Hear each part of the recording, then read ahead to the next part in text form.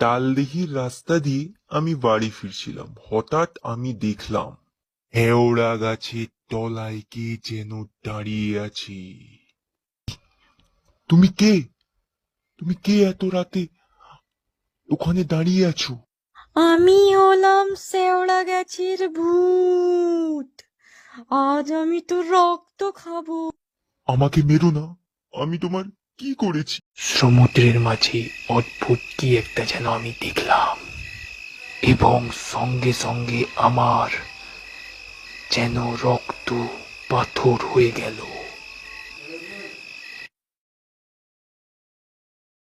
প্রেত মূর্তিটার পা দুটো ছিল সরু লিকলিকে, এবং শরীর ছিল দড়ির মতো সরু।